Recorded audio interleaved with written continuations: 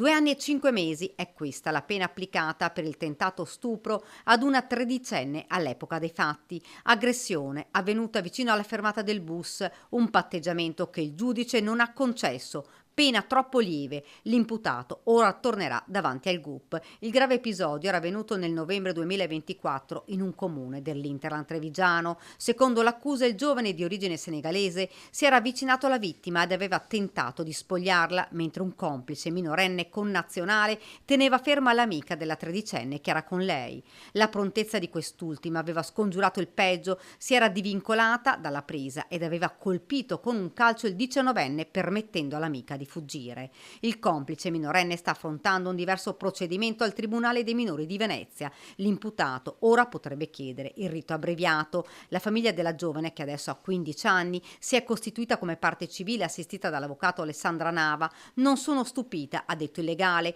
che non sia stato concesso il patteggiamento perché la pena che era stata proposta non rispecchiava la gravità del fatto. Peraltro devo anche dire che non è pervenuto né alla ragazza né ai familiari neanche un cenno di scuse da parte di questo ragazzo, e quindi adesso, a seguito di questa decisione, verrà ovviamente assegnato un nuovo giudice davanti al quale verosimilmente potrebbero fare una richiesta di rito abbreviato. La vittima, giovanissima, spaventata e sotto shock, non ha superato mai il terrore vissuto in quei momenti. Certamente la vicenda è stata abbastanza dolorosa sia per la mia assistita che per i familiari, e di sicuro sono fatti che non si chiudono soltanto quando vi è una definizione processuale, ma si trascinano e hanno delle conseguenze che devono poi essere affrontate dalle famiglie